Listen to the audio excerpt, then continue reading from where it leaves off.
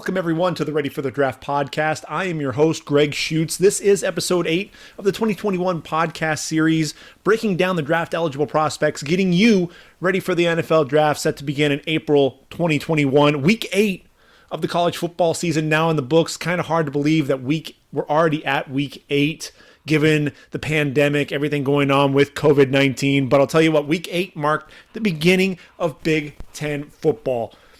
I'm certainly excited about that. Both the Big Ten and Mountain West hitting the field. It's starting to feel more and more like there's a sense of normalcy in college football. In a couple of weeks, we're going to have the MAC and the Pac-12, which will mean all of the conferences in FBS will be hitting the field. And I'll tell you what, that's really an exciting time. We're going to be breaking down, as many of these Big Ten games as possible. We'll take a look at all these games through week number 8, the games that I got to watch here in just a moment. But I think one of the things that we really have to speak to, Alabama and Clemson. There are some issues for those teams going forward. Bama, first and foremost, in week 8, opening kickoff against Tennessee. Jaylen Waddle gets rolled up on that kick return. Broken ankle, out for the year. What does this do for Bama's title hopes? Well, it makes a big difference, and I'll tell you why. Teams can now double up on Devontae Smith, force the other receivers to beat them. And look, John Mechie, he's been that star in the making as that number 3 receiver, kind of like what Jaylen Waddle was a season ago. There's going to be a lot of pressure on number 8 to really make a lot of noise there to fill in for Jaylen Waddle, and then that number 3 receiver is going to fall to Slade Bolden. Had 6 receptions against Tennessee, but I think they're taking a step back there in terms of that receiving core. Huge loss for Jaylen Waddle. In terms of his draft stock, I don't think it hurts too much. I honestly believe that Jaylen Waddle, when it's all said and done, he's going to be able to heal from this. This isn't going to be a situation where people are going to be questioning whether or not that ankle is going to heal. He's going to be 100%. I don't think there's going to be any issue there. And especially when he gets out there, runs a sub 4.3 40, we're not going to be talking about Jaylen Waddle as well. Is he going to be someone who's going to be seeing his draft stock fall? If anything, I think this is going to be a guy that's still going to be competing with Jamar Chase to be that number 1 wideout. And I think, with Devontae Smith, I think he's the guy that you're going to want to keep an eye on there for Alabama. If he still balls out without Jaylen Waddle in the lineup, I think that's just going to improve his draft stock more than anything else. And I think watching Najee Harris, they're going to rely on him to run the football a lot more behind that big offensive line. Alex Leatherwood, Deontay Brown, want to watch some draft stock there for those guys. Alex Leatherwood proving more and more that maybe he can be a left tackle at the next level. More than likely probably a right tackle, but I still see him kicking inside to guard. Deontay Brown has been dominating at the point of attack. Then you have Landon Dickerson, been able to stay healthy since he's moved on to Alabama from Florida State, where he was hit with the injury bug. I think you have 3 offensive linemen right there who could end up hearing their names called within the first 4 rounds of the draft. Najee Harris running behind that line, I think this is going to bode well for him and his push to potentially be that number 1 running back. He's competing with Travis Etienne, and I think you're going to see a lot more of Travis Etienne in both the ground attack and through the air for Clemson, because Trevor Lawrence, it's been announced that he tested positive for COVID-19. So he's not going to be playing on Saturday. Now, look, this past weekend, they went up against Syracuse. There weren't any issues. They were able to roll to victory. They got off to kind of a slow start. Trevor Lawrence kind of, slow to get going, but they ended up winning 47-21. Won't be in the game there against Georgia Tech. And, we're going to see the freshman out of St. John Bosco High School, DJ Uyagalele. And I think when you have a freshman in there, he's very mobile, a guy that can run really well, big kid. You're going to see him throw the ball. Amari Rodgers, I expect to see a big game out of him, but I think they're also going to rely on Travis Etienne running the football. I think also catching the football out of the backfield. You'll probably see a wheel route, probably see a couple of angle routes as well. Get him the ball in space and allow him to do his thing. Take some pressure off the young freshman. So Clemson, what does that mean long term? Hopefully Trevor Lawrence is back in time to see Clemson take on Notre Dame. If not, I think that game's going to be a much closer game than people are going to be expecting. So it's going to be interesting to see how all of that shakes out. So I wanted to go ahead and at least address those 2 things at the beginning of the podcast, because that really shakes, that's a huge shakeup there for teams going forward at the top of the FBS rankings. You look at Clemson, you have Alabama 1 and 2. Obviously Notre Dame sitting there at number 3. The number 5 team in the land is Ohio State, and we're going to be talking about them here just a moment because we're going to jump into Big Ten play first and foremost. We have to kind of start off with the Big Ten because Week 8 finally getting a chance to take the field. And the first game that we actually saw, Big Ten loving to play those Friday night games, and Wisconsin taking on Illinois in Madison. 45-7 final for the Badgers, and we got to see Graham Mertz entering. He entered the game as the starter, taking over for Jack Cohn, who was injured. And Graham Mertz, have a day, man. 20 of 21, 248 yards, and 5 touchdowns. Really developed some chemistry with his tight end, Jake Ferguson, who had 7 catches, 72 yards, and 3 touchdowns. But Mertz, you saw his ability to push the football down the field, the accuracy, throwing receivers open, the mobility, the pocket presence, the poise for a guy his age, as a redshirt freshman, I thought was spectacular. And Wisconsin, they've been trying to make that push. They had Alex Hornibrook, Jack Cohn, Graham Mertz. If they can get that running game going, Graham Mertz could be that key for Wisconsin to really make that next step there among the elite there in the Big Ten Conference. Now, look, they're having to replace Jonathan Taylor. The running backs, Garrett Groshek, kind of a do-everything type of a running back, had 70 yards on 13 carries, catches the football out of the backfield, Nakia Watson. But there really hasn't been a running back, at least to this point, that you've looked at and said, hey, this is going to be the guy. Isaac Guerrero looks like a speed back for them. But I don't see a running back right now that's really going to take the bull by the horns. So you're going to be looking at that quarterback. You're going to look at Graham Mertz, Danny Davis, Kendrick Pryor, a couple of reliable receivers. But I think ultimately that connection with Jake Ferguson, that's going to be the key. And Jake Ferguson, look, he's in that long line of tight ends coming out of Wisconsin to make it to the next level. I think he's going to be the next guy in line. And look, 6'5", 245 pounds. A solid blocker. I think that's why Wisconsin tight ends end up getting drafted. They're good inline blockers because, look, Paul Chryst, it doesn't matter who the head coach of Wisconsin is either, but Paul Chryst loves to run the football, loves to pound it between the tackles, and so that's what you're going to see out of Jake Ferguson. But you also saw the athleticism. He ran an out and up to beat the linebacker up the sideline, 35 yards. This is a guy who's going to lower his shoulder to finish his routes as well. Excellent hands. And look, this is a guy not only with his, the blocking as an inline, but he can also climb to the linebacker, locate the moving target, gain leverage there, and seal off that linebacker. He's a guy I think that's going to move up some draft boards there at the tight end position when it's all said and done. Jack Sanborn, the inside linebacker, look, 6'2", 236-pound junior. He's really being looked at as that next linebacker. When you think of Wisconsin, you think of their linebackers from Vince Beagle to Joe Schobert, now Zach Bond. Jack Sanborn's going to be that next guy. And he's a guy, he has a tremendous arm over. That's the thing that you really see him when he's shooting the gaps on his blitzes, shooting through that A gap, quick arm over to get up the middle. A guy who, look, when he gets even with the quarterback, you're going to see a spin move back to the inside as well. Comes downhill, filling gaps. I like Jack Sanborn. I want to see him come back for one more year. I think he needs to kind of, be a more well-rounded linebacker, but I think the future's bright there for Jack Sanborn. Day 3 pick if he comes out right now, but a guy definitely keep your eye on. And then Cole Van Lanen, the left tackle for Wisconsin, I thought had a decent day. 6'5", 305, really quick out of his stance, getting into his kick slide. You saw the agility to pop up out of his stance and be a lead blocker, getting to the second level on a screen for Garrett Groshek. You see a lot of backpedaling out of him, and then he'll go ahead and extend into the defensive end. Kind of gets a little bit over his toes at times. You want to see him be a lot more upright and be able to easily mirror. So I saw a lot of the leaning and bending at the waist out of Cole Van Lanen. But look, in the running game, this is going to be a guy that's going to be physical at the point of attack.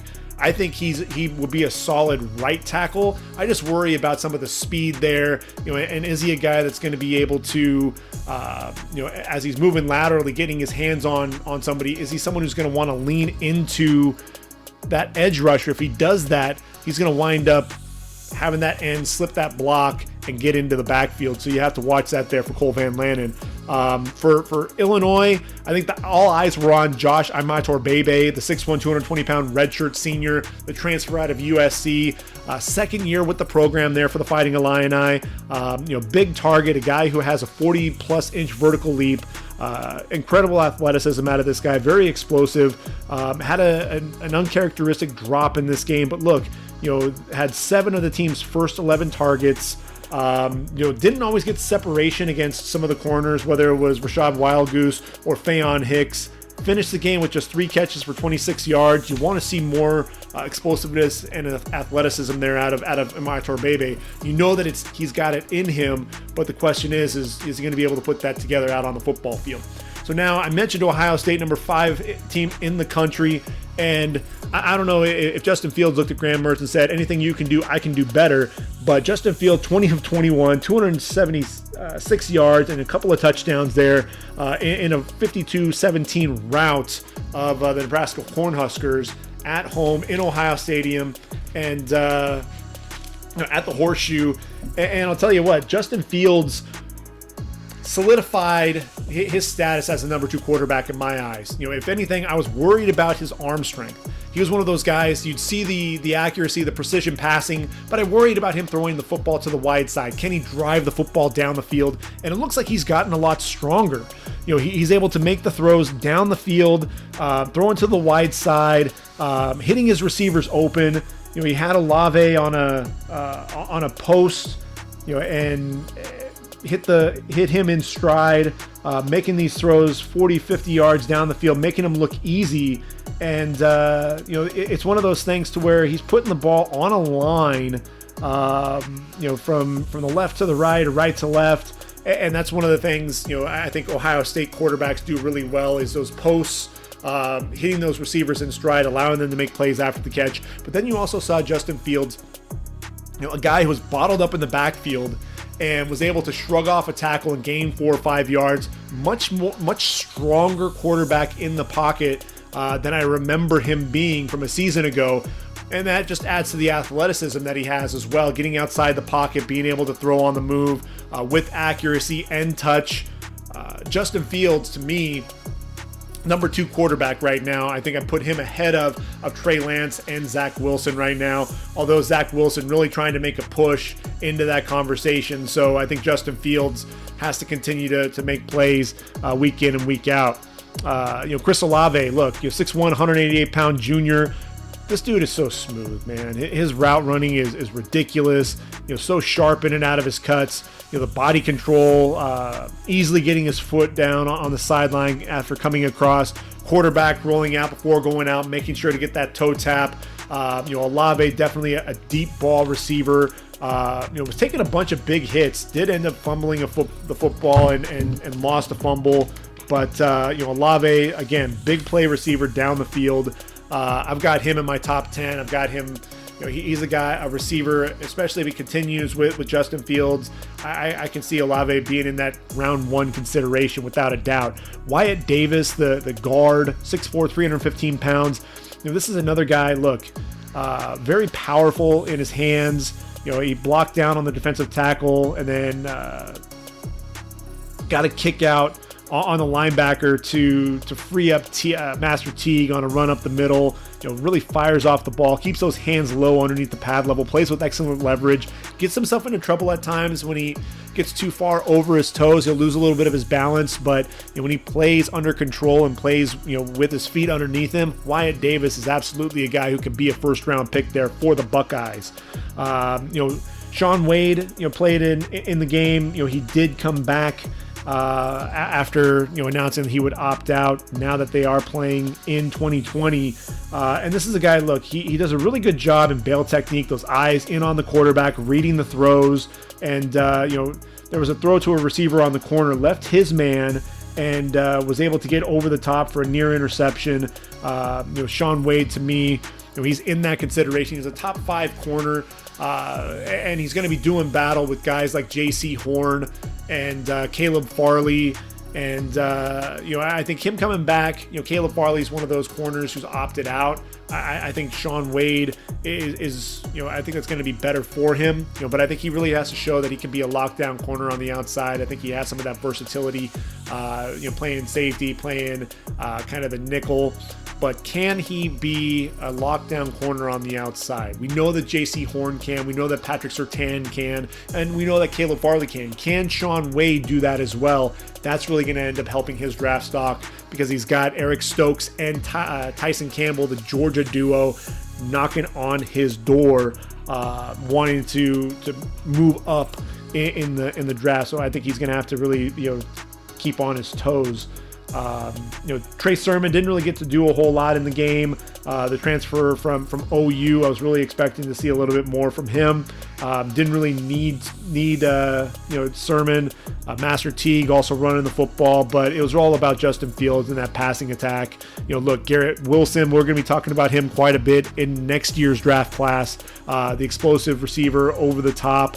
A guy who, look, he's about as smooth as Chris Olave is, and so when you have that dynamic duo, those guys can make Justin Fields look good, even when he's not making, pristine throws. But, I've yet to see a throw from Justin Fields this season, 20 and 21, he only missed the one throw. And, he's a guy that's just on the money. And so I think the Buckeyes are in great hands offensively. Look, defensively, I talked about Shaun Wade. I thought Pete Werner showed the ability to play, sideline to sideline. Did a good job maintaining leverage on the outside as well, forcing the running backs back to the inside. There was a stretch play, showed his ability to get outside and then go downhill and drop him for a loss. I thought where he got into trouble at times was getting into coverage. He's athletic. He can cover tight ends, but I thought he got himself into trouble a little bit when he got into coverage. Baron Browning, the 6'3", 240-pound senior, he's a guy that I think does a really good job in coverage, and he's somebody to continue to keep an eye on there defensively for the Buckeyes. I think as we continue through the Big Ten play, I think the big game that everyone wanted to talk about, has to talk about, needs to talk about is Michigan and Minnesota. And look, is Michigan back? I think you're darn right they're back. 49-24 winners, but we always knew that Michigan had a top-notch defense with Don Brown, but were they going to be able to throw the football? That's really been the biggest thing. They could run the football, but they didn't have that quarterback play. They finally have their quarterback, Joe Milton. This dude is an athlete at the quarterback position. Tremendous arm strength, 6'5", 243 yards. A guy that was, showing off the speed, getting to the outside. They say he has 4.6 speed. I wouldn't doubt it because he was making plays with his legs. But it was the arm strength, his ability to throw receivers open, fit the ball into tight windows. I think everybody saw that incredible incompletion. I think that was the most impressive throw that you saw. He was rolling to his left. I think they were at the 48-yard line. He's rolling to the left and coming across the field deep. What was Giles Jackson throwing to that front pylon just out of reach of the receiver.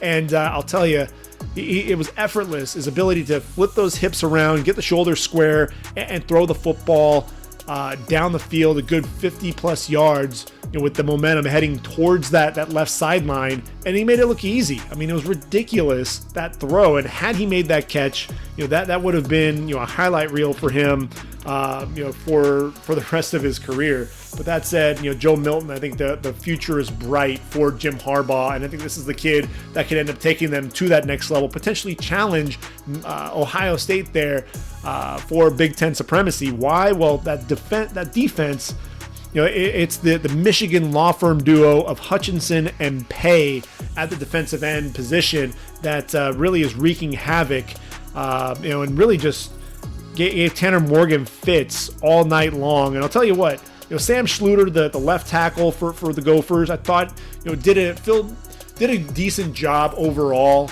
Whoever it was that was lining up against him, I thought when he was balanced, he did a good job getting his hands on him early, showed his ability to have that kick slide, keep his man in front of him. There were times where he was bull rushed back by both Paye and Hutchinson, and times where his hands would get a little bit too high and would struggle to anchor a little bit.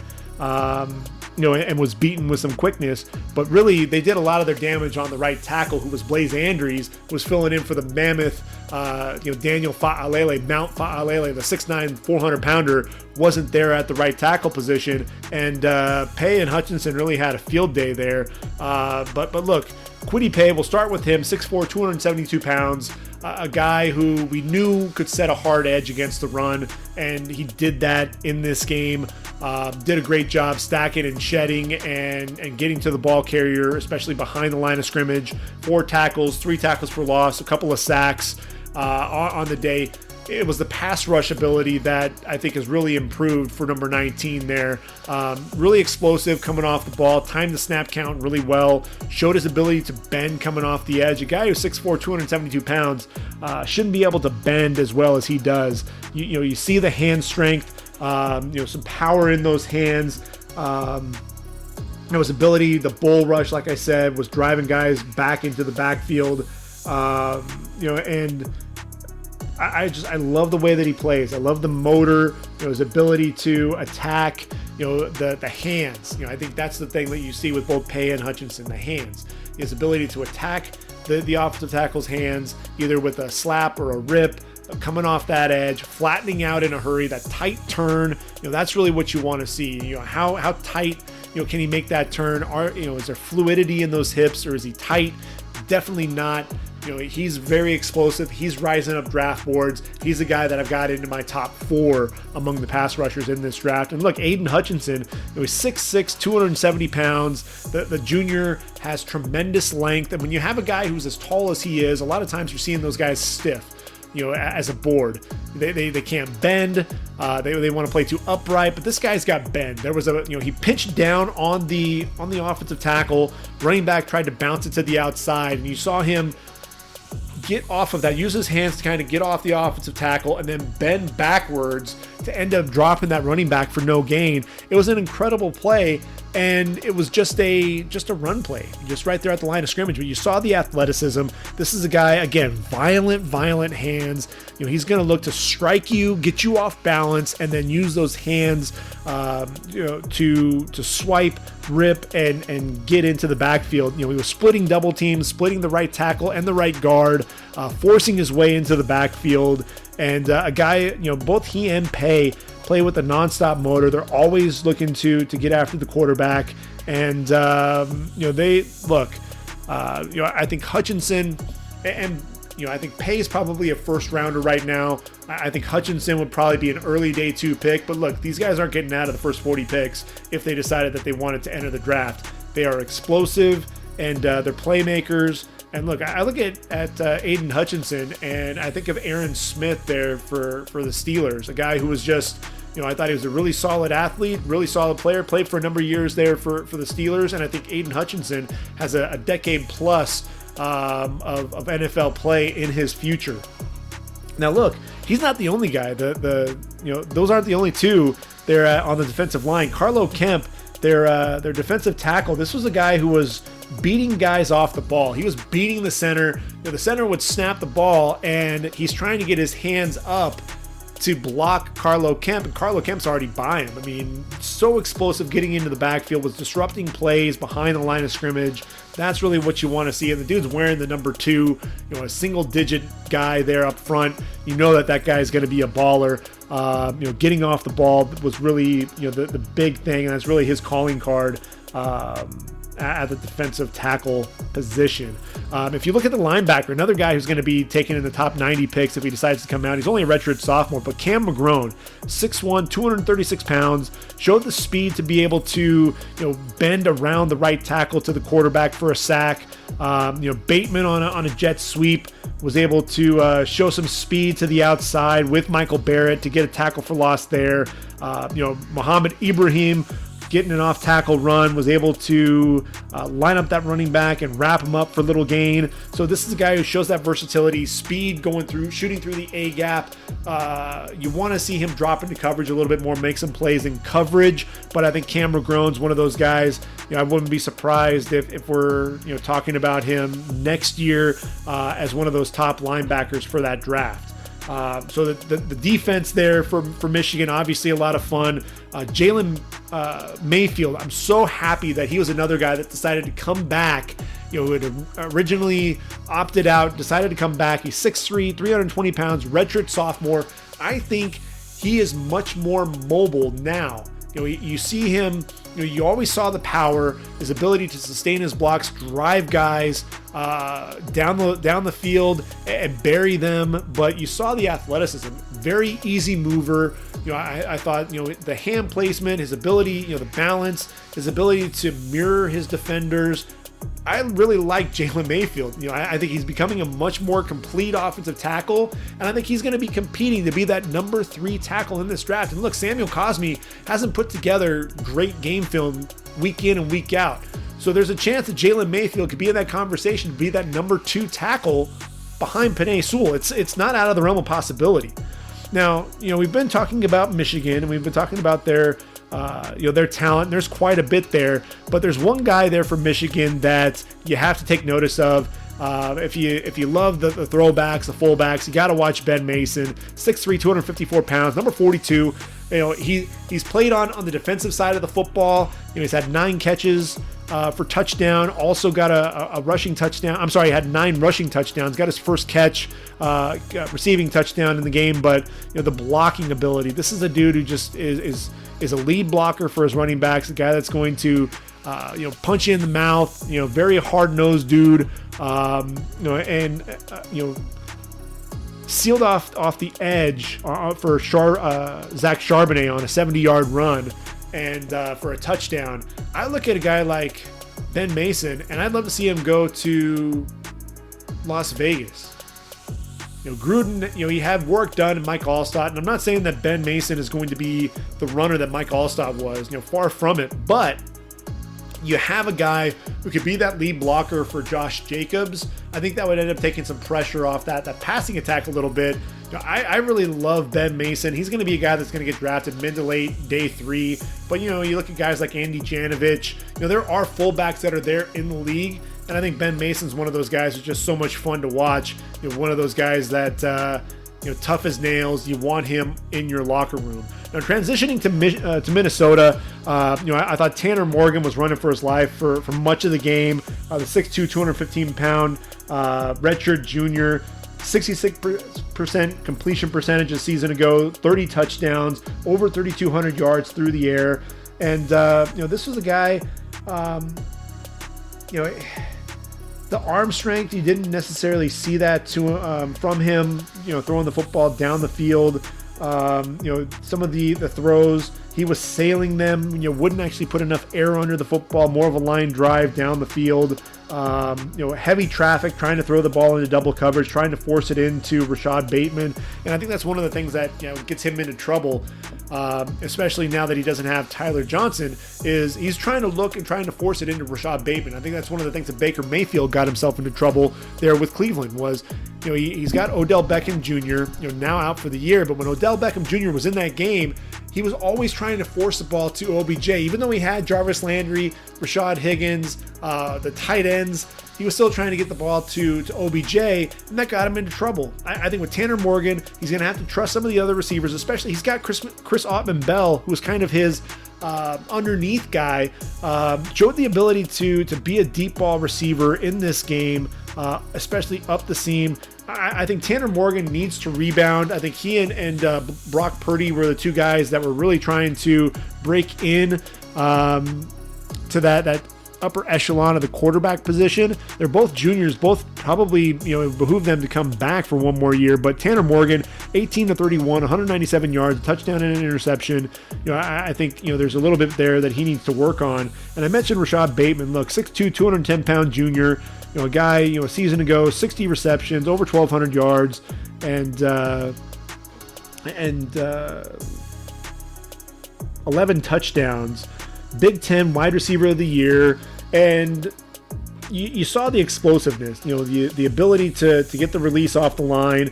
You saw some stutters, ran this slant, had a stutter and a quick jab step to the outside, and then crossing the face of the corner, making the catch for about 8 yards, and planting and reversing and getting the ball back outside. Had a big, 28-yard gain on that play. Really a guy who,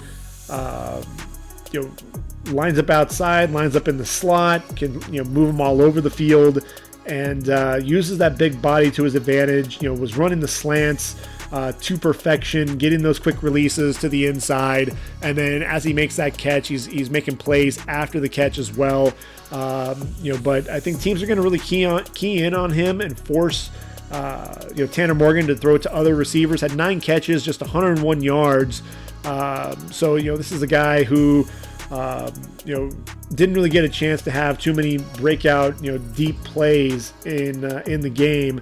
And so he's one of those guys that I know is really chomping at the bit to make some plays down the field as the season moves forward.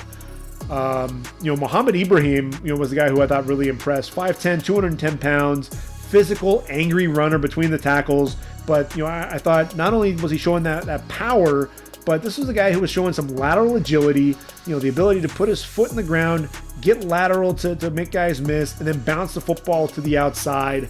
That blend of speed and power. I think Ibrahim, 26 carries for 140 yards and 2 touchdowns, also have 4 catches on the day. Ibrahim's a guy, you're looking at that running back class, and there's about 5 or 6 running backs at the top, and then there's kind of this big drop-off. Ibrahim, if he wanted to, could fit into that conversation. Probably going to be a guy that would be drafted on day 3 right now, but if he comes back, he can make a challenge to be a day 2 pick in the 2022 draft if he wanted to. Let's see, Boye Mafe, number 34 for the Gophers, 6'4", 265 pounds. This dude, you want to talk about a guy, he had the speed to power to just drive the left tackle back into the quarterback.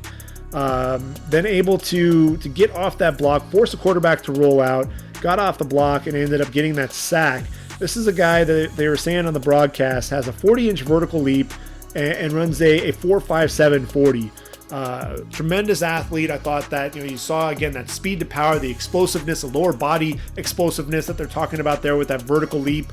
He's a guy to really be on the lookout for. If he has a big year, I would expect him to end up entering the draft just because of that explosiveness, if nothing else. Now, Big Ten play, you have to talk about Penn State and the loss to Indiana. 36-35 in overtime there in Bloomington, Indiana. And you wish there would have been a full stadium to have watched this game. Michael Penix Jr. was the hero, a guy who, Tom Allen, more power to him, man. He decides he wants to go for 2 in the win, and he gets flushed out of the pocket. Michael Penix Jr. does. Gets to the pylon, and it looks like the ball is out just before it hits the pylon. But the issue with it is where is the nose of that football when the ball touches down? Did it cross the plane of the goal line or not? Really couldn't see based on the video. It was called, 2-point conversion was successful on the field. So they went ahead and said that play stood. So the Hoosiers wound up winning the game. And, I think with Penn State, offensively, they're really looking for a guy who's going to be that bell cow, that running back. Now that Journey Brown is out, I thought, Sean Clifford didn't look, really sharp in this game. So I think offensively, Penn State's going to be really looking for more of an identity. I thought Jason Owe, the 6'5", 252-pound redshirt sophomore, you're wanting to see a little bit more out of him. He just had a couple of tackles on the day, but someone who was still disruptive. That sprinter stance, exploding into the right tackle, using those hands to disengage, getting outside to affect the run. A guy who was coming off the edge, and really I thought he struggled, I thought, to get off blocks in the first half, but as that second half went along, you saw him, stuttering to the outside, using those hands and getting back to the inside. You saw some rip moves. You saw a variety of handwork there, trying to get to the quarterback, crossing the face of the right tackle, getting to the inside as well. I think Jason Owe is going to be someone who's going to continue to get better as the season progresses. Same with Tarek Castro-Field, 6'1", 188-pound senior corner. This is a guy, there's no more John Reed, Amani Oruwariye, another Penn State corner that's in the league. The field corner here, and bail technique, a guy who was reading the quarterback's eyes, doing a really good job, driving on the football. I'm a big fan of Castro Fields. He's a guy that I think is just going to continue to get better and better. I thought Whop Philyor, the receiver for Indiana, had a decent day, 5'11", 180 pounds. Had 1,000 yards, just the 7th receiver in Indiana history to be able to do that. Really a good route runner, a guy who I think is athletic and elusive in space, in the open field, a guy who could end up being a slot receiver at the next level.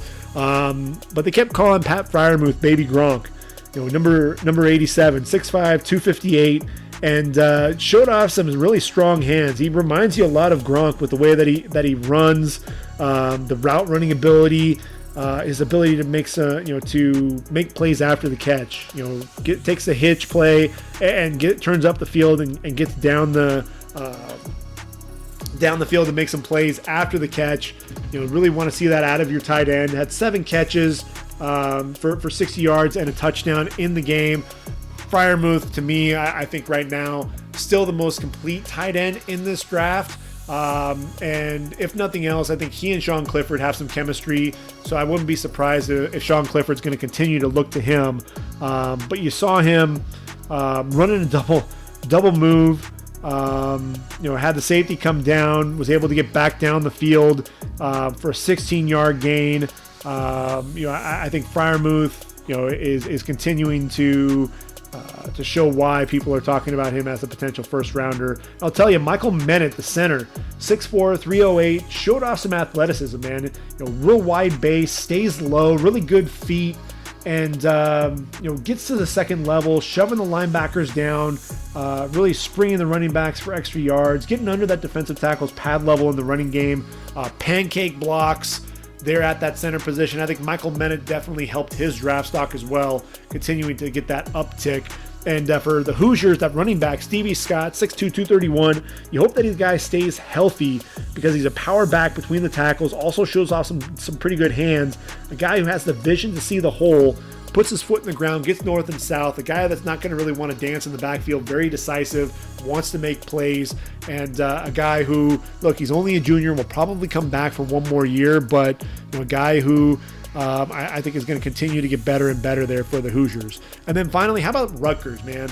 You look at Big Ten, another upset, if you will. Greg Schiano going back to Piscataway there in Jersey. They take on Michigan State. They roll into Sparty Stadium and they take down Michigan State. Mel Tucker, the new head coach there, taking the place of Mark D'Antonio. And they end up beating Rutgers. Rutgers ends up beating Mel Tucker in his debut. And, this was a team. There are a bunch of transfers. I think that's one of the things that you can really say about Greg Schiano was he made this team, got this team, they look much different. I think defensively they're much more sound. And I'll tell you what, they've got 2 linebackers who could be hearing their names called on draft day. Tyshawn Fogg, 6'1", 232 pounds, led the team in tackles a season ago with 104. A guy who I thought was shooting through the A-gap, getting downhill, a guy who showed his ability to drop into coverage, the lateral quickness getting to the outside, and then Olakunle Fatukasi, 6'1", 234 pounds, another guy with excellent range, getting depth, dropping into coverage, closing quickly, coming downhill in the open field. This is a guy I thought he worked really well with Fogg as well, getting to the outside, showing that outside leverage, and allowing Tyshawn Fogg to run the alley and make plays on the running back. These are 2 guys who I think could end up hearing their names called there for Rutgers. Brendan White, the transfer from Ohio State, the strong safety, 6'2", 220 pounds. This was a guy, he took a poor angle on a swing pass to Jaden Reed on a big touchdown reception. He was the last man to make that tackle and ultimately missed out on that. Then there was a 30-yard touchdown to Jalen Naylor. Read the throw, gets over to the sideline. He's the only guy that can make a play there in the open field along the sideline and misses his tackle, and Naylor ends up going in for that touchdown. He wound up getting the interception at the end of the game. Right there up the sideline, quarterback threw as he was hit, was able to jump the route, undercut it for that game-sealing tight end. But look, Brendan White, there's a reason why he ultimately transferred from Ohio State, because he wasn't going to end up seeing the field quite as much with a lot of those younger guys. I think Marcus Hooker wound up taking his job, and I thought he struggled a little bit in this game. One safety that I was impressed with was Xavier Henderson there for Sparty. 6'1", 210 pounds, the junior, very sure tackler in the open field, not afraid to come downhill against the run. Covering the running back out of the backfield in motion. Made the catch, comes downhill, no yak, drives through the running back as well. So to me, I look at Xavier Henderson. I thought that he's continuing to get better and better. Only a junior can end up coming back. I thought he helped himself. And then, the remaining games, Purdue, without Rondale Moore, they end up beating Iowa 24-20 at Ross-Ade Stadium. And, David Bell, look, you don't need Rondale Moore when David Bell is catching, 13 passes for 121 yards and 3 touchdowns. Iowa without Nate Stanley, Tyler Goodson, the running back.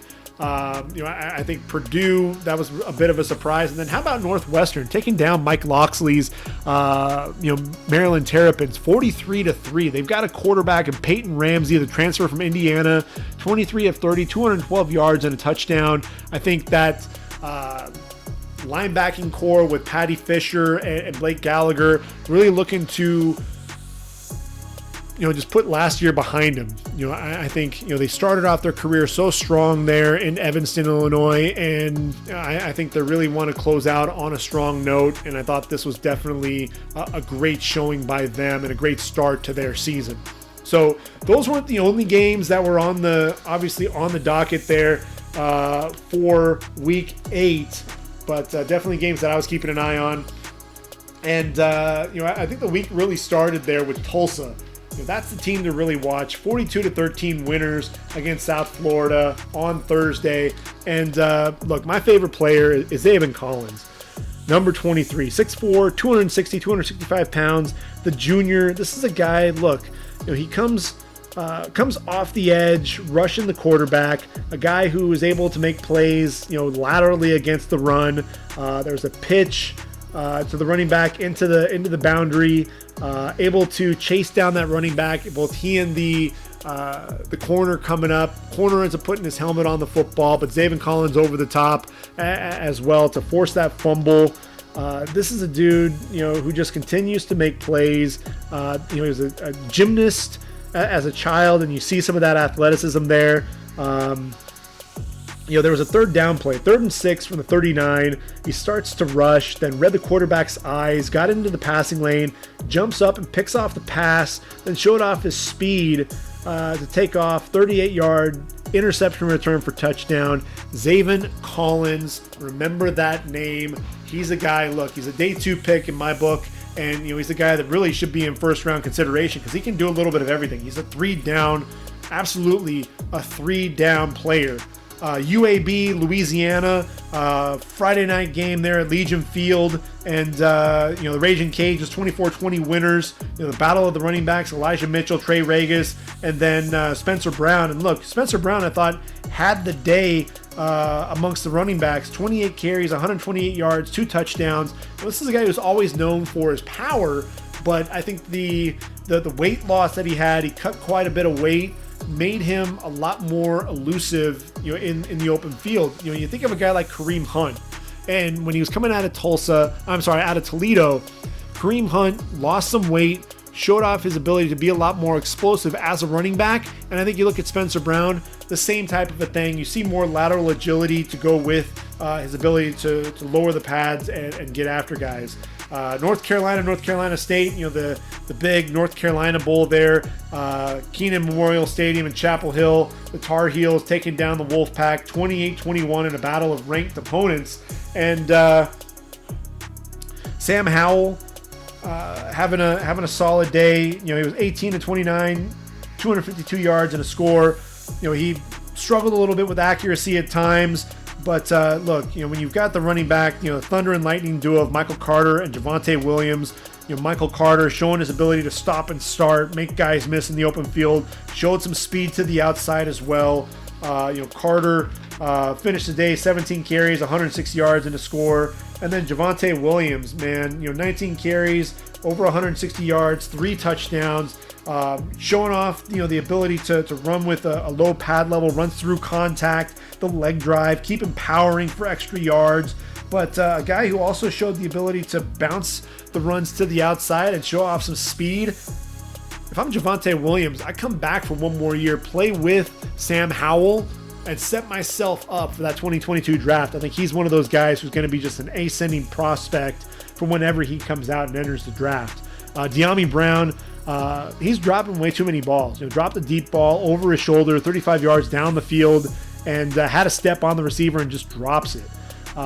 He's one of those guys that, he's only a junior. He should probably come back. There's a lot of hype around him right now. I think De'Ami Brown needs to really shore up those hands, be a much more reliable receiver. Chaz Surratt, 6'2", 225-pound linebacker, the converted quarterback. You see the instincts, his ability to make the diagnosis, making his break on the football and coverage. Also does a really good job scraping over the top, making plays against the run. He will get a little bit too aggressive, jumping off sides on some of his blitzes. Did a really good job. The quarterback started to roll out. He was mirroring the quarterback after spying. Quarterback, starts up again, starts chasing, able to wrap him up in the open field, gets a sack and a forced fumble. Ended up a recovery there by UNC. I think Chaz Surratt's a guy, he's still new to the position, still learning, but I think the instincts that he brings to the position from being a quarterback are what's really going to help him, propel him to the next level. Louisville taking on Florida State. Seminoles, they thought they had some forward momentum, with that program, and then a 48-16 just drubbing. Jordan Travis really struggled with his accuracy, just 14 of 32 for 141 yards, a touchdown and an interception. But really, it was the Jaylen Hawkins show. 16 carries, 174 yards, 3 touchdowns on the day. And the thing that I really love about Jaylen Hawkins, he's 5'9", 196 pounds, so strong for a guy his size. He's very explosive, can get out to the wide side, does a really good job with those lateral cuts, seeing daylight, making those bouncing into the outside. But he's so strong, that contact balance, his ability to really drop that pad level, finish his runs. That's really what's been impressing me most about number 10 there for the Cardinals. Tutu Atwell, look, 29 receptions coming into the game. He's a smaller receiver, just 5'9", 165 pounds, but the junior had a 58-yard touchdown, ran across the field deep, beat Travis Jay, the corner, came across the field, tracked the ball really well, and able to catch the football in stride, got upfield for the touchdown. Really explosive on his cuts, especially with that route running ability. A guy that can make plays in the open field, had a 65-yard reception as well. Made a downfield block to help his quarterback Malik Cunningham get some extra yards. He's just a gamer, a guy who I have in my top 10. He'll be a day 2 pick in the draft should he decide to come out. I thought Asante Samuel Jr. for Florida State looked solid. 5'10", 184 pounds, the junior. Stayed in phase, stayed low in his back pedal throughout the game. No real wasted movement with the receiver on the out. Transitioned really well to drive on the football. I think he just continues to impress, as does Joshua Kando. 6'7", 265 pounds, redshirt sophomore, a guy who does a really good job. He starts up the field to the outside, able to then cross the face of the left tackle, speed to power to get to the quarterback.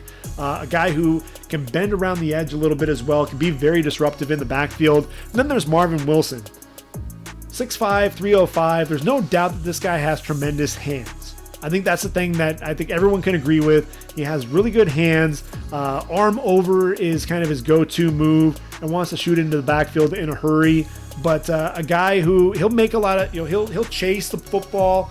You'll see some effort. I think the effort's still inconsistent. The pad level at times will get inconsistent. When he wants to fire off the ball, I think you can really see it. I worry about his conditioning a little bit. He's the guy for me that everyone's talking about all of this, potential, but where's the production? I keep talking about a 2019 season, and everyone wants to throw up his statistics. They're basically in 2 games. That's where the most of that production came from. And I think with Marvin Wilson, it's one of those things to where, can we just put up or shut up? I want to see him really go out there and perform. And that's really what I've been waiting for him to do. OU against TCU, the Sooners, 33-14 winners in Amon G. Carter Stadium. Spencer Rattler over 300 yards and a couple of scores there for the Sooners. Charleston Rambo, still waiting for him to really be a playmaker there, be that receiver, not really seeing it. But it's a tight end who's stepping up. Austin Stogner, a week ago against Texas, looking really good in the passing game there. But this week, really struggled to get things going. Why? Because it was Trevon Merrick, the 6'2", 202-pound junior free safety. He was covering Stogner, was really physical with him. Stogner was trying to post him up over the middle on a 3rd down, but Merrick really getting physical, getting a hand in to knock the football away to force a 4th down. Very tight coverage on Stogner again over the middle, able to dislodge the football as well as the ball was arriving. 3rd and 14, throw to the wide side, able to dive and undercut the route to make a play on the football there as well. Fills the hole downhill to wrap up Seth McGowan 1 yard shy of the 1st down on a 2nd and 4. I think Trevon Merrick, to me, 3 tackles, 3 pass breakups in the game. He's the guy that's continuing to prove week in and week out why he should be considered the number 1 safety when it's all said and done. And then Garrett Wallow, I compare him to Ty Summers. Ty Summers, over there for the Packers now, 6'2", 230 pounds, a guy who just always seems to be around the football, pursues the quarterback well downhill, flushing through the A-gap, a guy who plays sideline to sideline. Look, 11 tackles, 2 quarterback hurries, and a half tackle for loss. Garrett Wallow, to me, I think he'll be a solid day 3 pick. Won't be one of those flashy names that everyone gets excited about, but a guy who's going to make an NFL roster and a guy that I think will end up starting at some point in his career. Notre Dame traveling to Heinz Field, Pittsburgh without Kenny Pickett, and it really showed. It showed what Kenny Pickett means to that offense. They really couldn't get anything going with Joey Yellen there at the quarterback position, and they struggled to get anything going. Notre Dame 45-3 winners, and Kyron Williams just 38 yards on the ground. I think Ian Book, they're trying to really get him going.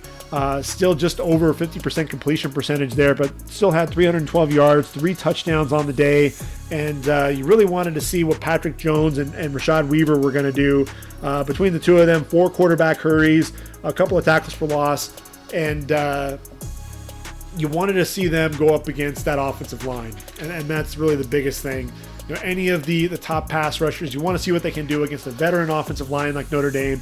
And I'll tell you what, Patrick Jones, look, 6'5", 260 pounds, very explosive off the ball, loves to get in that sprinter stance, get both hands on the ground, dips inside, does a really good job there. But, I think Liam Eichenberg showed the ability to force him up the field and get him away from the pocket.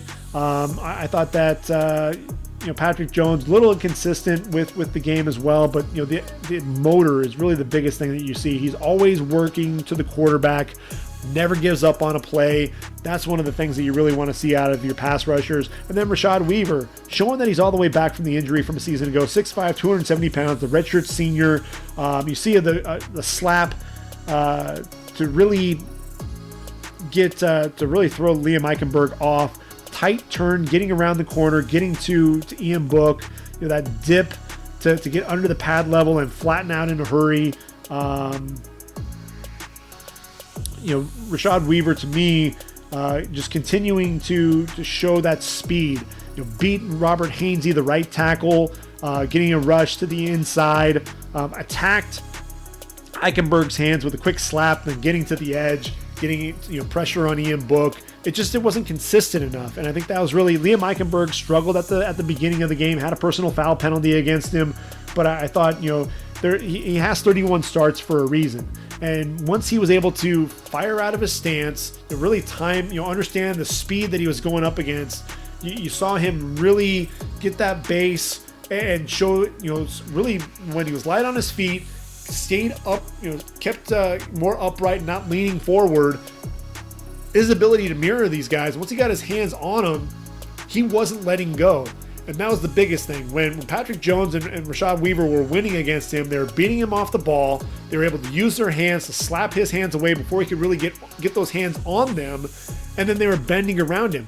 Once he was able to get up, beat them to the edge, get his hands on them, it was all over. I thought Liam Eichenberg really helped himself, when it was all said and done there in that game. I thought, both Jarrett Patterson and Jimmy Morrissey, the battle of the centers. Jarrett Patterson, combo block on the defensive tackle and the linebacker. A guy who just plays with leverage, does an excellent job there in the middle. Probably the top graded center, I would say, in the draft class. But Jimmy Morrissey, look, he's 6'3", 305. You saw the lateral agility to keep the linebacker Bo Bauer in front of him. The feet, that's one of the things that you really saw out of him, in pass protection and then climbing to the second level as a lead blocker for the running back up the middle. That's one of the things, the running back really running off of that hip. But I thought, the guy that really kind of struggled was Paris Ford. The junior strong safety, taking some poor angles, going for the football on a dig route by Ben Skoranek. Ultimately missed the football, and Skoranek ends up going in for a score. Picked up Tommy Tremble at the goal line. Read the throw to Michael Mayer, able to get off of him, and was able to make a play on the football, but wasn't able to make the pick. Did get the pass breakup, but should have actually hauled in that pass. Ended up not doing so. Notre Dame ends up getting a score out of it. I thought he struggled at times in coverage. I thought there were times where he was struggling over the top as well. So Paris Ford, to me, I thought really struggled there against Notre Dame. And I think he's going to be looking to rebound. One more guy to mention, Aaron Banks, number 69, playing alongside Liam Eichenberg there at left guard, 6'6", 330 pounds, able to get out and pull for his running back. Plays with a wide base, able to anchor, getting those hands on the chest plate, sit down. I like Aaron Banks as a guard. I think he's another guy who's continuing to help his draft stock. Staying in the top 10, Oklahoma State, the number 6 ranked Cowboys, taking on the 17th ranked Iowa State Cyclones. 24-21 final there for Oklahoma State. You did see Chuba Hubbard, 25 carries, 139 yards, and a touchdown in the game. But it was really about their defense. I think that was really the key there to the victory, was Oklahoma State continuing to be disruptive, making plays there against Brock Purdy, pressuring him, forcing him to just throw the football up. That was really one of the things that you saw when he panicked. He was under pressure. I'm going to throw the football up, try to get it to Charlie Kohler or to Chase Allen or to Dylan Sainer. Use those big receivers. Xavier Hutchinson, 6'4", and Sean Shaw is 6'6". You've got all this height. He's just going to throw the football up and hope that his receiver makes a play on it. You want to see Brock Purdy be a lot more polished. I thought that, you did see some of the pocket presence at times, but I think he's one of those guys that panics at times and will just sit there and try to throw the football up. Had a receiver open down the field, 40-plus yards in the air. It was still underthrown, and Colby Harvell peeled the safety, was able to climb the ladder to haul in the interception. Trace Ford, only a sophomore, but man, this guy is going to be so explosive. He's going to be a guy that we're going to be talking about at the top of next year's draft. 6'4", 248, very athletic, able to drop into coverage against Charlie Kohler, 18 yards down the field, forced Purdy to really sail the football over him, trying to drop it in over him. Wasn't able to really do so. A guy that, they were lining him up all over the field. You saw him walking inside and out. He walked inside and would shoot the gaps, put his hand in the dirt as a defensive tackle and rush the quarterback. Really did a good job bending around the interior lineman on a stunt, getting his hands up to bat a football down. He's the guy that we're going to be talking about for a while. Same goes for Breece Hall, the running back, 6'1", 215-pound sophomore, and a guy who, the vision, the patience to wait for his blocks, his ability to see the hole, put his foot in the ground, get north and south, 20 carries, 185 yards, and a touchdown. Really had a better day than Chuba Hubbard overall. I think when you see Chuba Hubbard, very patient runner as well. But he was one of those things to where you're expecting him to really make some plays.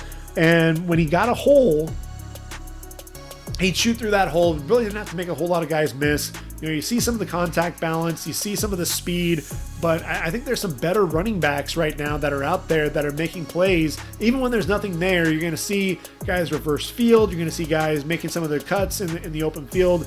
I don't really see it as much out of Chuba Hubbard right now.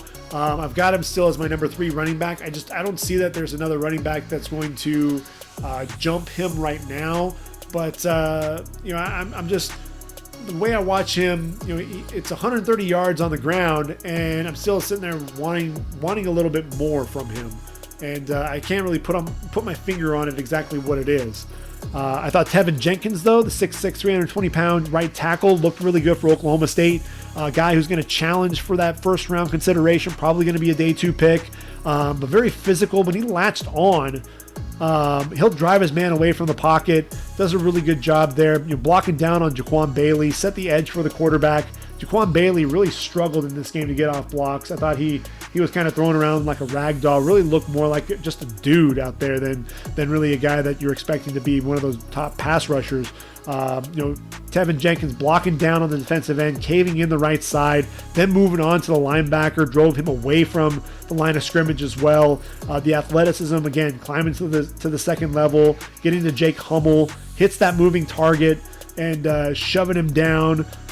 Sustaining his blocks as a pass protector for 3 to 4 seconds, allowing Spencer Sanders to make plays. I think Tevin Jenkins, the physicality in the running game, and then the athleticism as a pass blocker, and then the ability to play both left and right tackle. Started the season at left tackle due to an injury, kicked over to the right side.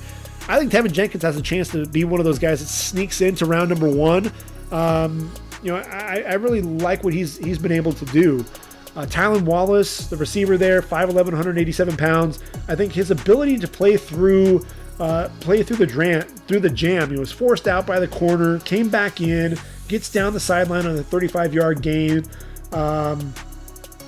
He loves contact, and I think that's one of the things that's so much fun watching him play. But you also saw him block down the field, really at the front pylon on the cornerback, helping Spencer Sanders get a score on a quarterback run. I think Tylan Wallace, to me, is just the guy who just continues. He's all the way back from the injury. This is a guy who was a Biletnikoff Award finalist. This is one of the teams that has a Biletnikoff Award finalist from 2018 and a Doak Walker Award finalist from 2019 on the same roster. They're really a lot of fun to watch. And, I think now that the Cowboys have a legitimate defense, this may be the best team overall that Mike Gundy has had, especially now that they've got Spencer Sanders back. Really adds a new dynamic there to that passing attack. Boise State taking on Utah State. I mentioned the Mountain West is back. The blue turf. Obviously, when you're talking about Mountain West, you have to talk about the blue turf. 42-13 winners there against Utah State. Hank Bachmeier, the sophomore, 268 yards passing, 3 touchdowns. Getting the football to his top wideout, Khalil Shakir. 7 catches, 123 yards, 2 touchdowns. Also had 3 carries for over 30 yards as well. Very explosive as a receiver. He's only a junior. He'll probably come back for one more year. But a guy who was lining up outside in the slot as a running back, had a 52-yard touchdown on a double move. Faked really a corner, then turned to that post, crossed the face of the cornerback, and really showed off that speed to go the distance. A guy that's going to get vertical in a hurry, especially on the jet sweep. There's a tip pass over the middle, show that concentration as a receiver. Really like what Khalil Shakir's doing. George Halani, maybe one of the best running backs nobody's really talking about. He's only a sophomore, but he's coming back for one more season. But a guy who I think has speed between the tackles, showed some athleticism catching the football. He's added weight to his frame as well. You give him one more year in the weight room. If he can bulk up to 215 or so, I think George Halani is going to be a guy that people are going to be talking about as one of those surprise running backs in next year's draft class. Defensively for Boise State, Riley Wimpy, number 44, 6'1", 233 pounds, blitzing, shooting holes, pressuring the quarterback as he's throwing, very active around the line of scrimmage, the defensive leader. Riley Wimpy, to me, is going to be a day 3 guy, but a guy who I think is going to challenge for playing time. 7 tackles and a sack on the day to lead the Broncos defensively. LSU, South Carolina in Baton Rouge, 52-24. LSU taking down South Carolina. And look, when Miles Brennan, when he went out due to injury, that lower leg injury, TJ Finley, what were you going to expect from the freshman? Well, have a day, kid. 17 to 21, 285 yards, couple of touchdowns, did throw a pick, but then had 8 carries for 24 yards and a touchdown as well. Really showed that he's kind of the future of this program, and love the athleticism, love the arm strength. And look, I mentioned Terrace Marshall earlier, 6'3", 200 pounds, making catches on these quick slants. That's one of the things that you saw, the explosiveness there, that release to the inside. But there was one quick slant. He actually slammed on the brakes, reversed the field, getting to the other side for extra yards. Lined up in the slot against J.C. Horn, the matchup that everyone wanted to see. Got more of a rub there by Deontay Kirkland, and Horn was kind of thrown off. Ran that wheel route, an easy catch there for an 11-yard touchdown. Tracks the ball well over his shoulder. There was another slant. Really kind of that. It was a nice route because he. The hesitation allowed this drag to come across, took some defenders with him, and then made this real quick cut on a slant. And Israel Mukuamu wasn't able to keep up with him, breaks a tackle, and then takes off for a 51-yard touchdown. You see some explosiveness to him. You see better route running out of him as well. I think Terrace Marshall's a guy. Look, he had to be the guy this year for LSU with Justin Jefferson no longer there, and Jamar Chase opting out. Terrace Marshall, to me, is really making a name for himself and a guy who should be in that first-round consideration. I mentioned J.C. Horn, tight coverage on the line as well, looking to jam all day long, physical up the sideline, step for step with Racy McMath. A guy, against Eric Gilbert, the big tight end, the freshman tight end, got his hands on the tight end on the fade, fighting for the football, had that inside leverage, was able to go right up with him, staying on his inside hip. Excellent coverage there. He got beat on that rub route, but really it was that rub that kind of forced him to kind of alter his movement. And I think that's really all that Terrace Marshall needed to create that separation. But I thought J.C. Horn, outside of that, really had a nice day. Israel Mukuamu, had that slant that he got beaten for that touchdown on. But quarterback throw to the wide side, down the field, playing in off coverage, read the quarterback, jumped the route, and had an interception, had a nice return as well. He's 6'4", 205. That's really where I think he's at his best, is in zone coverage. Allow him to read the quarterback's eyes and make plays. When you have that 6'4" corner in man-to-man, that's really where you start to worry a little bit. Can he maintain? I saw him against T. Higgins a season ago where he really turned him around on this corner route. It was basically a post corner, and Mukuamu was still thinking post when Higgins snapped back on the corner and left him out to dry. I think Jabril Cox is a guy that you have to talk about. 6'4", 232 pounds, the inside linebacker there at LSU. A guy who has a nose for the football around the line of scrimmage. Does a really good job dropping into coverage. Has all of those. I think 4 pick sixes in his career now. But does a great job. He picks up the running back out of the backfield, stride for stride on these wheel routes. And, the tight coverage. He's able to get out there in a hurry and doesn't really allow the running back to gain an edge. Also picked up Kavion Mullins, the tight end, who was really having a field day against some of the other linebackers, but was able to pick him up, run stride for stride with him up the seam. Really didn't allow him to get going either. I think Jabril Cox is a guy who can end up being a 3-down linebacker at the next level. Jacoby Stevens, on the other hand, 6'2", 230 pounds. He's a safety. They had him out there covering Mullins, got beaten on a corner. Quarterback was under pressure, ended up getting sacked by Andre Anthony. But man, if Colin Hill was able to find Kavion Mullins, might have had a touchdown, because Jacoby Stevens really struggled with some of that coverage ability. This is a guy who wants to play around the line of scrimmage.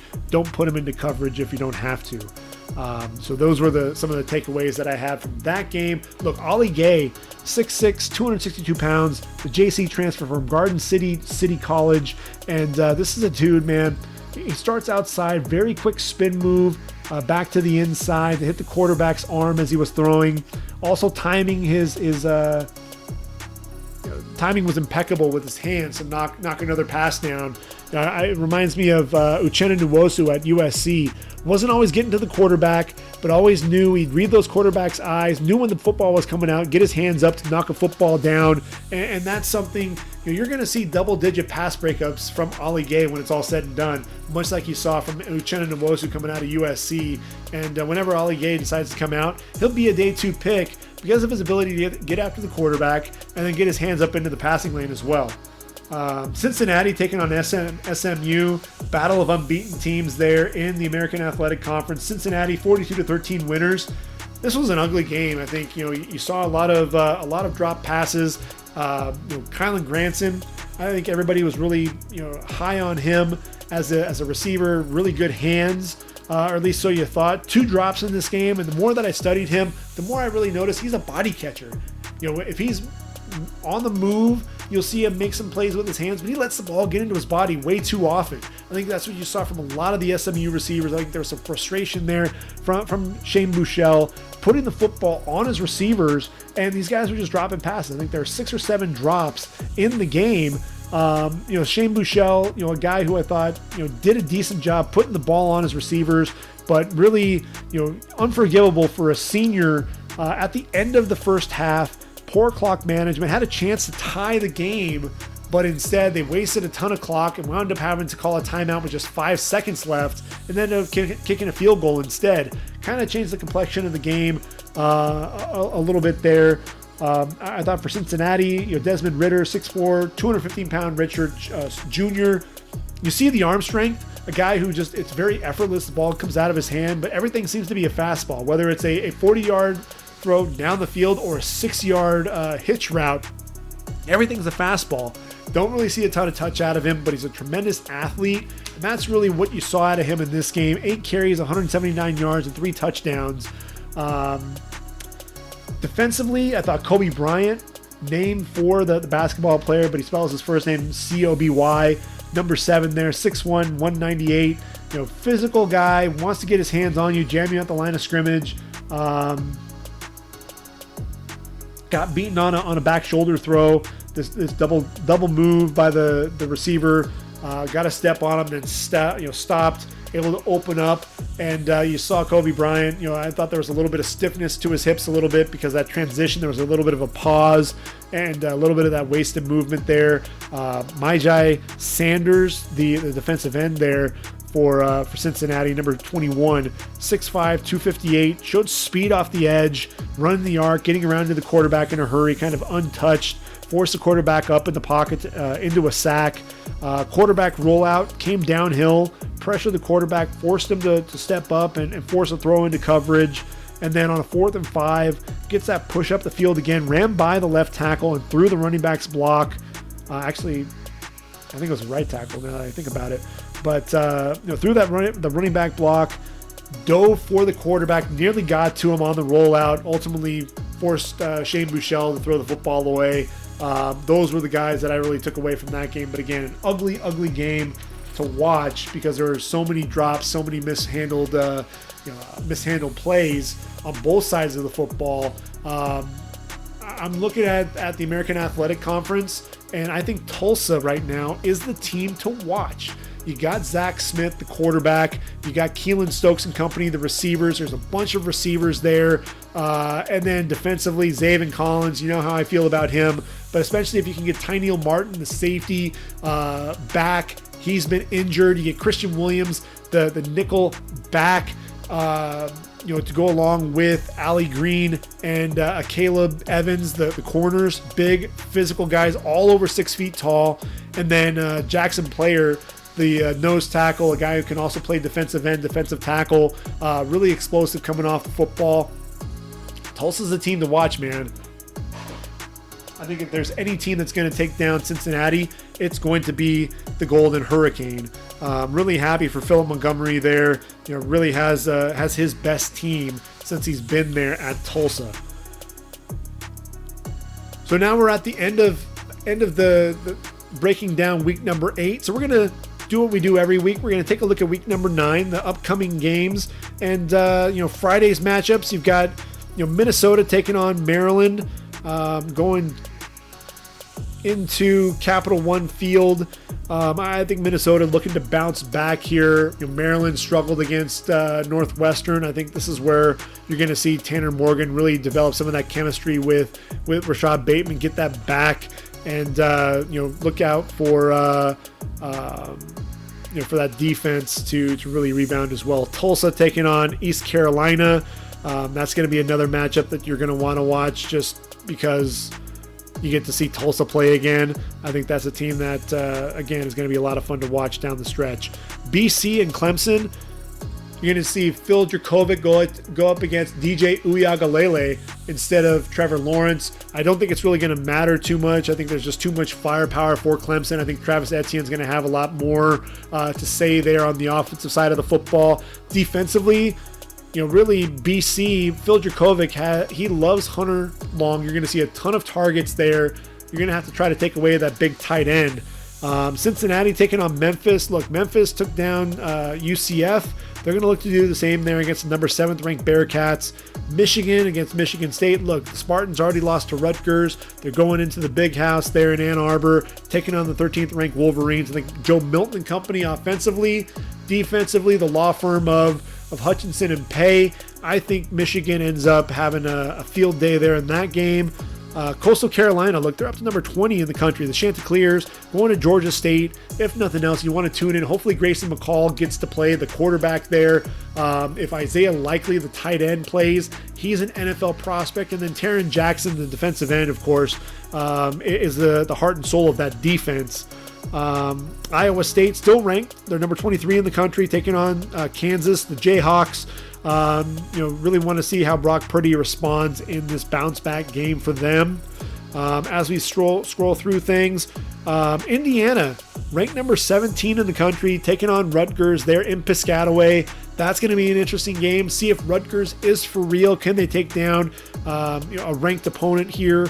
Notre Dame taking on Georgia Tech. They're going into Bobby Dodd Stadium. I think Notre Dame, that defense, Jeremiah Owusu-Koramoah, I think is the best inside linebacker in this draft. Going to be a top 15, top 20 pick when it's all said and done. A guy that we didn't really talk about him when we broke down the Notre Dame game, but a guy who can play against the run, can play sideline to sideline, can drop into coverage. Look, he was covering slot receivers and making plays on the football out there. I think the quarterback there, Joey Yellen, thought that he had the matchup that he wanted against the linebacker.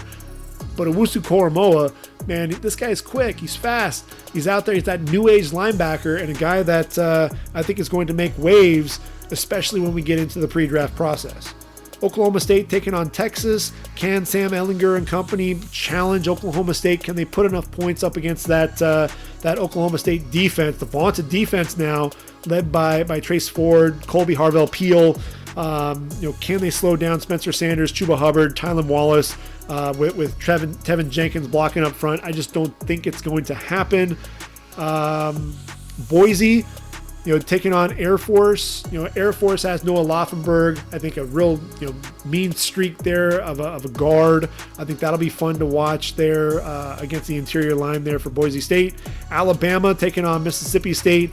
Look, KJ Costello kind of been a disaster ever since, the team started, playing, really just rushing 3, dropping 8. When they don't have much of a running attack, when Kylan Hill's out of the game. If Kylan Hill's not playing this game, the Bulldogs don't have a chance. Alabama can really kind of ease John Mechie into that number 2 receiver role, see how Slade Bolden reacts as well. If there was a week that you were going to lose Jaylen Waddle, doing so against Mississippi State, a team that's really struggling to find any identity on either side of the football, this is probably the week to have that first week without him, because you can kind of ease those receivers into things and really rely on Devontae Smith and Najee Harris going forward. Ohio State, they're headed into Happy Valley. Number 3 ranked Buckeyes taking on the number 18th ranked Nittany Lions. And look, Penn State, they're going to be salty after losing to Indiana. Sean Clifford needs to have a big game. They need a running back that's going to step up. Defensively, they're going to have to put some pressure on Justin Fields. I think at the end of the day, the Buckeyes are going to have a field day and roll in that game. Here's an upset alert for you. How about A&M against Arkansas? Arkansas, look, they're a team that continues to play teams tough. And A&M, we know Kellen Mond, up and down season, up and down career. I think Arkansas, that defense could potentially give the Aggies trouble. Florida, the ranked number 10 in the country, they've got the Kyles, two guys named Kyle Trask and Kyle Pitts, taking on Missouri, a much different team now that they have Connor Bazelak at the helm at quarterback, Nick Bolton on defense. You got a couple of safeties that'll be playing at the next level as well. That's going to be a sneaky game there. Yes, it's going to be played in Gainesville, but I think Mizzou has a shot in that game. Let's see. We got OU traveling to Texas Tech. See what Spencer Rattler can do in that game. BYU taking on Western Kentucky. I want to tune into this game, if nothing else, just to see what D'Angelo Malone can do against BYU, against Brady Christensen, the junior left tackle, and really just get to watch Zach Wilson do his thing.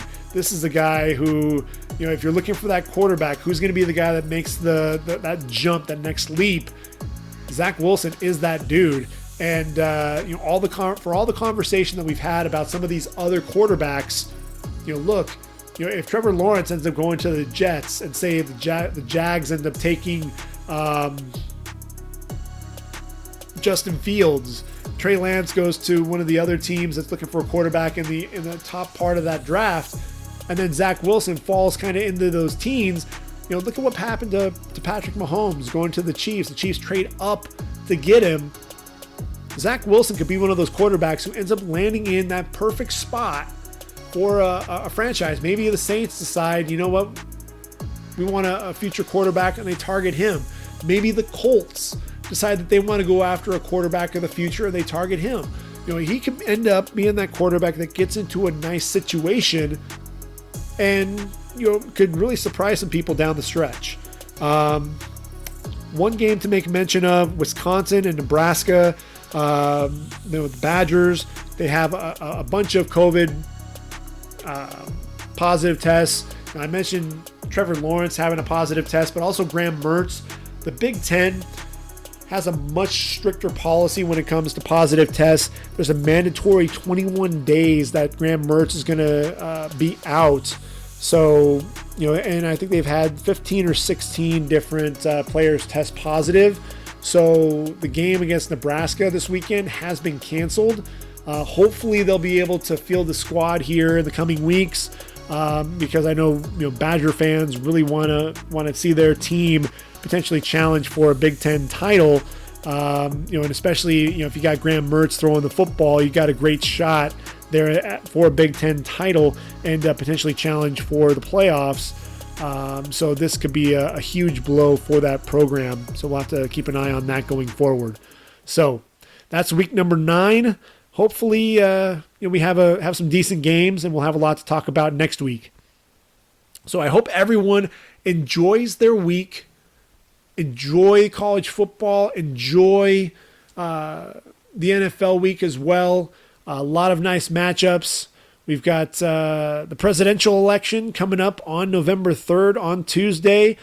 Make sure that you go out and vote. Whether you're Republican, Democrat, whoever it is that you're voting for, across either of the aisles. Just make sure you do go out and vote. Whoever it is that you're voting for, make your voice heard. And we'll be talking about the results of the presidential election, I'm sure, in the media. Try not to do that on this podcast, though. We really want to stick to football. We really want to talk about the draft-eligible prospects for the NFL draft. That's what this podcast is going to be about.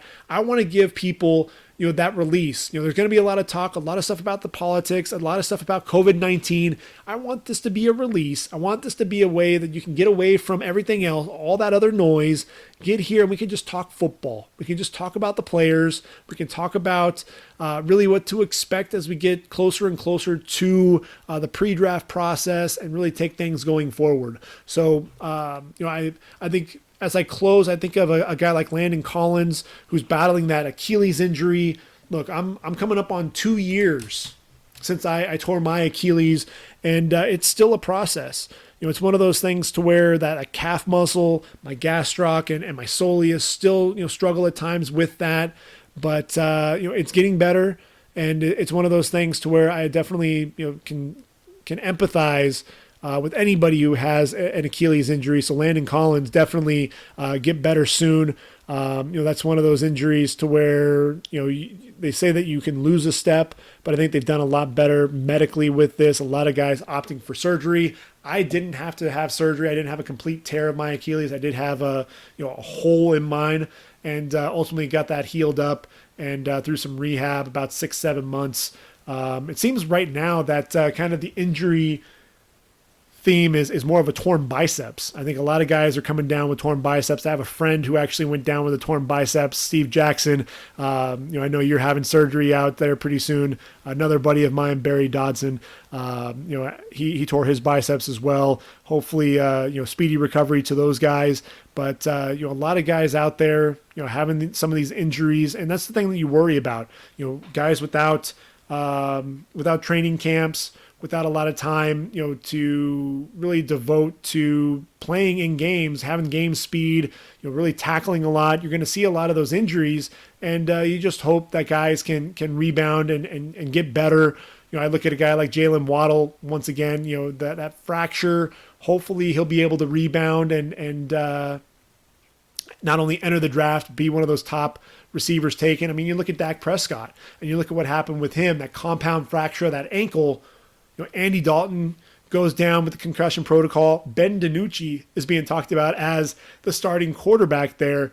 The James Madison alum. He a transfer that came in from Pittsburgh. He might actually be a Pittsburgh alum now that I think about it. Because I think he was actually a grad transfer there to James Madison. But in any event, we're talking about Ben DiNucci as a potential starter. So I think as we go along, we're going to have to start talking more and more, not only about the guys at the top of the draft, but who are going to be those day 2, day 3 guys, potential undrafted free agents, guys that could end up making rosters and can end up being the next Ben DiNucci, a third string quarterback who ends up making a roster and ends up getting a spot start here and there. Who are going to be some of those guys? We're going to have to start taking a look at that as we get through the season. So I'll make sure to start calling that out as well. Not only the guys that are going to be your day 1 picks, your day 2 picks, but who are going to be the day 3 guys and those undrafted free agents that are going to be those surprises down the stretch. Because that there are going to be plenty of those guys out there. And I can't wait to really get into some of those more of those details as we get further and further into the draft process. Week 2 of the Big Ten season coming up, and in just a couple of weeks we'll have the Pac-12 and the MAC. We'll make sure to take a look at some of those games as we get closer and closer to that season starting up as well in November. So tune in next week. We'll do this all over again. Hope everyone's enjoyed the content. For ReadyForTheDraft.com, this has been the Ready for the Draft podcast. I've been your host, Gregg Schutze. Take care, everyone. Have a great week, and I am out of here.